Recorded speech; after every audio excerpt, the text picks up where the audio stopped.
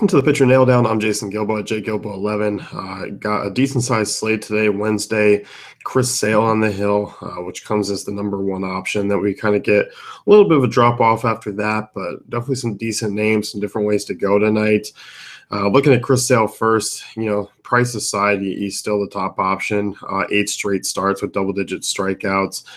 Given the fact that Texas has a 24.8% strikeout rate against lefties this year, a good opportunity for Sale to really rack them up there at home.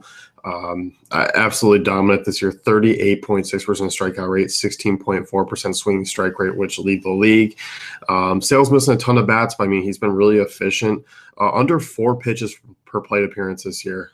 He's working deep into games. That's just phenomenal, just in comparison to the strikeout rate. He's not using 6-7 pitch at bats to put away hitters. I mean, he's just been absolutely unreal.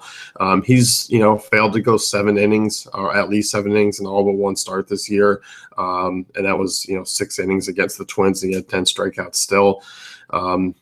Sale's just been dominant. I mean, Texas 26th in WOBA, 20th in ISO against right-handed pitching, against left-handed pitching. So you look at that lineup and what's probably going to be tonight. They'll throw in a couple platoon right-handed bats, which are really no match, and then have the usual left-handed starters and Sale, dominant against lefties. So Sale's an easy one to pay up for. I definitely don't mind doing so. Yes, he has the over 13K price tag on DraftKings, but there's definitely some value on the slate to get it in.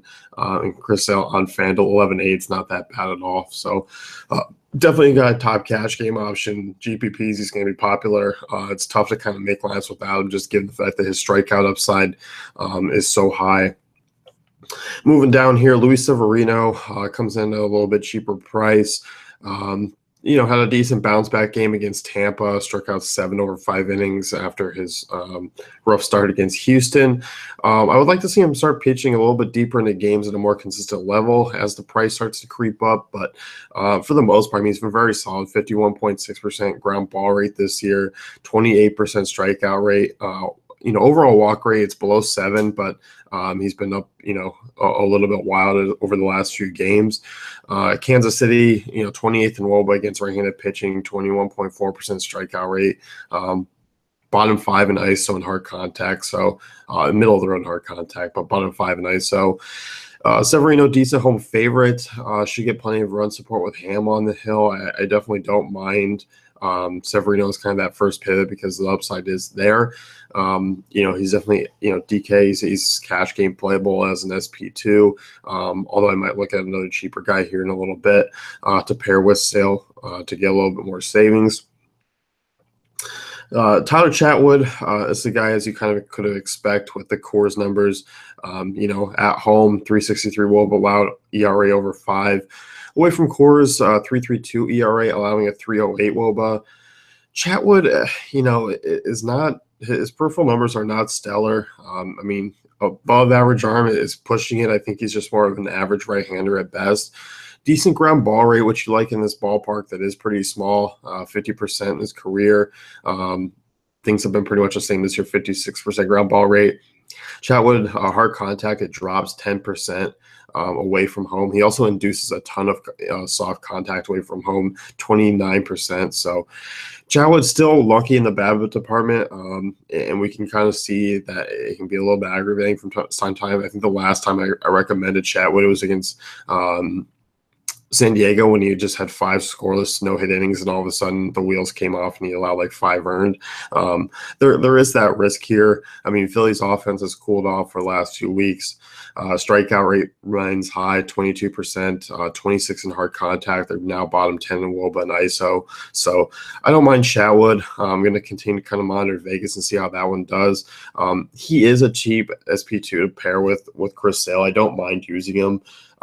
There is still a little bit of risk there. I mean, Philly's not an automatic gimme, but we've seen the Rockies pitching do pretty well here this series, and Chatwood's a guy with the potential as well. If you're looking to make a big move in GPPs tonight, we've seen the Tigers' offense pretty much be shut down here so far, but Charlie Morton is a guy that's there's a lot to like and there's a lot to kind of dislike. I mean, velocity's up, sitting around 95 this year. It was 94 last year. In his career, it's been mainly at 91, 92. couple high strikeout games this year, 10, 12, and 8 in a couple starts.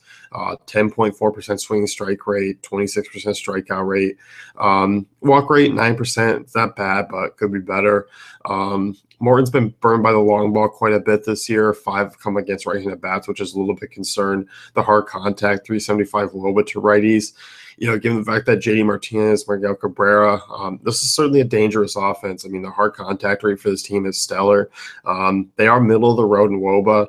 They do have a decent strikeout rate as well, over 22%. So, they're not a boomer bust offense, but in the right spots you can kind of pick and use. And Morton's just a guy, if you're using, building multiple lineups, I mean, maybe you can toss a few in at the cheap price and hope to get some huge upside, but it's certainly a high risk play. I might even leverage it with a Tiger stack. So, there's going to be a lower ownership on him just because the lineup is tough.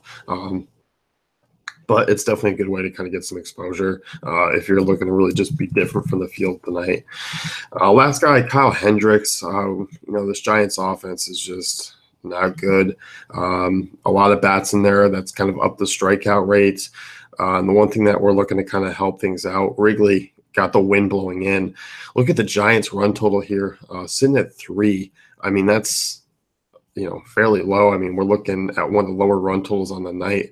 Trying to compare it to Texas here. I mean, lower implied run total than Texas right now, which is a little bit weird, but that just kind of shows how bad this Giants offense is. I like Kyle Hendricks as an SP2 on DraftKings. If you can find the salary to kind of get him in with sale, I definitely don't mind doing so. Over his last 2 starts, I mean, he's been solid. One was in Coors, 12% swinging strike rate. Has not allowed more than 2 earned runs since April 19th against the Brewers when they were on fire. I don't know if I'll quite pay the price tag on FanDuel to be different. I still don't think there's a ton of upside with him. I rather just kind of go to sale, and I don't care about the ownership numbers. But in terms of cash games on 2-pitcher sites, I'm definitely okay. Just given the fact that Giants did last in Woba against righties, bottom 5 in ISO and hard contact. K percentage is definitely around the normal rate now, sitting around 20.1%. So Cubs heavy favorites, one of the lowest run totals on the slate. I mean, Hendricks is not a flashy, sexy arm who's going to just go out there and whiff a ton of batters. But in terms of a win and probably a quality start, you're looking at pretty good odds here. So I'll definitely be giving a look to Hendricks tonight, but mainly on 2-pitcher sites. So let's go wrap things up here. You can head over to DaveFastCafe.com, check out our great tools and content.